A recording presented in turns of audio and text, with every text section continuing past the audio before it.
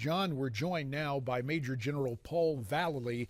Paul, thank you for taking time to be with us today. And let's talk more about this because you've been a leader of men in combat.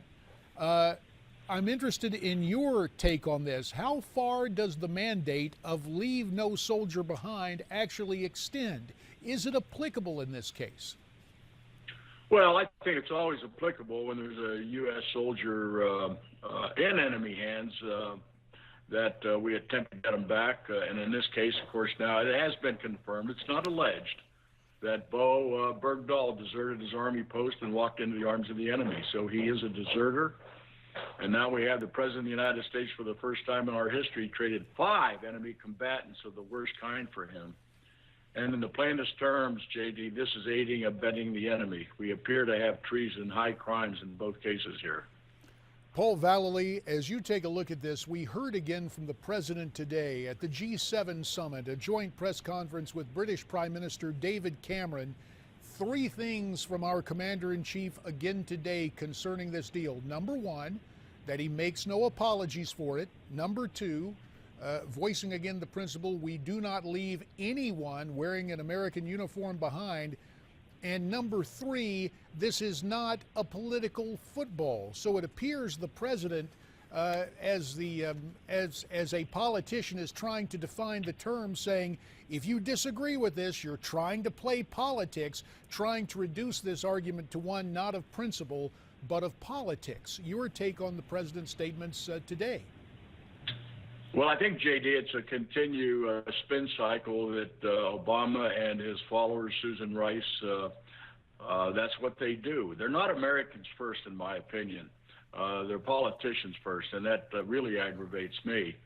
But what we're experiencing, J.D., is further proof that Obama and his team are continuing to play into the hands of the Islamic chessboard masters, and they've done so in Libya, they've done so in Syria, they've done so in Egypt. So his foreign policy is showing clear support for radical Islamic elements and the Muslim Brotherhood. And I know David Cameron, I mean, he's got to know because of the situation in England that Obama's on the wrong trail, but nobody will stand up to this guy. I mean, it's just absolutely amazing, but more the media is, and I'm happy to see that finally happen because they're going to vet this guy out to what he is. Well, General, here on this program, we've heard from a couple of members of Bergdahl's own platoon saying that they do believe he walked off and deserted his unit here, but they stopped short of calling him a traitor. You disagree with that assertion, but don't you think in some cases, maybe in a rush to judgment here, we have the chairman of the Joint Chiefs calling for an investigation here? Certainly the evidence is stacking up against Bergdahl, but some of these calls of him being a traitor might be a little too premature, would you say?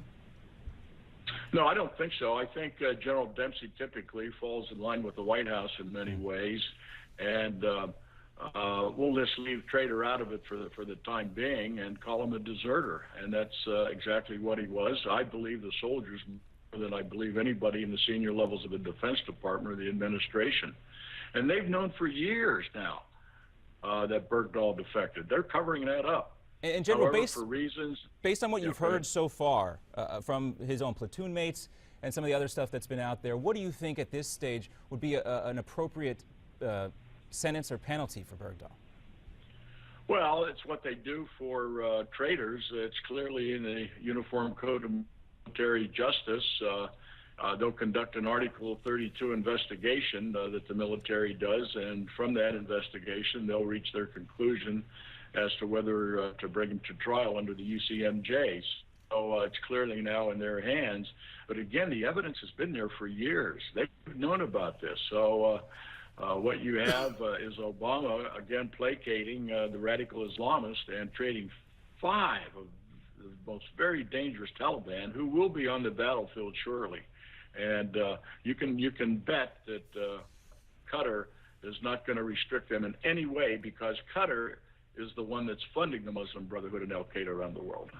And that is the point you make in your most recent article on the blog at Stand Up America, that Qatar has a financial interest, or at least has been financing some of this. I want to talk about something else that has gone on with the military. As some of Bergdahl's platoon mates have come forward, we understand that that many of these Army folks were basically told to sign non-disclosure statements that they were trying to bottle up and suspend any comment on this.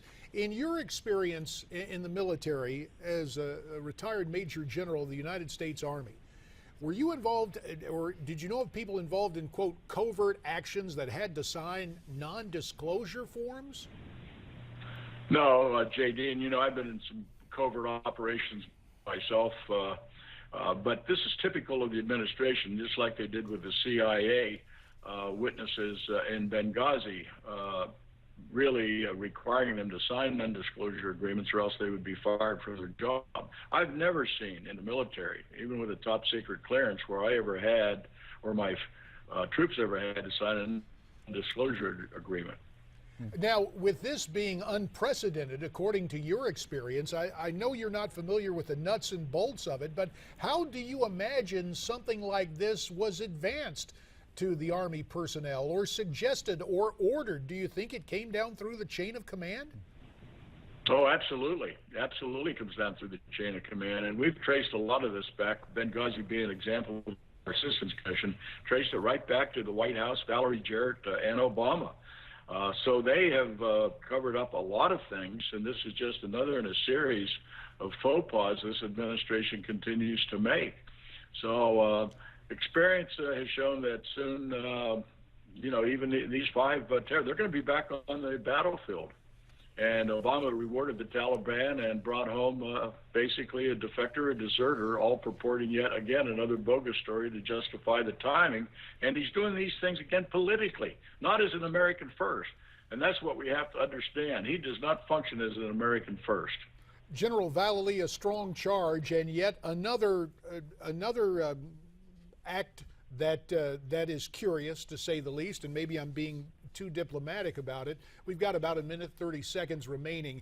I'd like to get your take. On one hand, you have the release, the exchange for Bowe Bergdahl, and all the backlash to that. On the other hand, this administration, this president's inaction on a Marine trapped in a jail in Mexico. As you look at the disparity between these two cases involving our military, General, in the minute remaining, what is your takeaway from this? Well, Senator Kerry, having been down in Mexico, here we have a Marine that's being held because of the mistake he made in getting into Tijuana, and he should be released immediately. But I see nobody in the administration making any efforts other than excuses not to demand Mexico release this young Marine who was a hero on the battlefield, who was not a deserter. And it's just a dichotomy of how this administration works, JD. It's absolutely embarrassing. Major General Paul Vallely, we appreciate your comments today. We should note that you and your West Point classmate, General Tom McInerney, wrote the book Endgame, and now, sadly, it becomes almost a counterfactual history. What if? The blueprint for victory in the war on terror. Sadly, with our involvement under this Commander-in-Chief, it looks like history will give us a very different outcome. As always, Paul Vallely, strong comments. We very much appreciate them, and we'll have you back again on America's Forum. General Paul Vallely offering his thoughts, and it's unfortunate that a book like Endgame, where Generals Vallely and McInerney set up a blueprint for victory, it looks like victory will be yet another casualty of our involvement now both in Iraq and Afghanistan. Yeah, what we have here is the president trying to end these wars without any real appearance of victory, and this certainly doesn't help. One thing that I thought was specifically interesting on what General Vallely said is that the folks making this decision, including the president, are not Americans first, they're politicians first, but not just, JD, in my opinion, focused on politics here at home and perhaps getting reelected, but politics on the global stage seems to be the bigger concern to the president here, based on some of the backlash that we're hearing, especially from a bipartisan commission of senators in Washington now. This seems to be dragging down, could have other political effects on Democrats in 2024. Well, it may have effects domestically, and yet overseas, what is the equation in this? Coming up next, we will talk to my old congressional colleague Pete Hoekstra, and also Walid Faris, who has written about basically a false spring in the Arab world. What is afoot both for the administration and those who oppose us internationally? That's the subject coming up on America's Forum. We'd love to hear from you on what we're talking about today. Why don't you tweet us your comments at Newsmax TV, #America's Forum.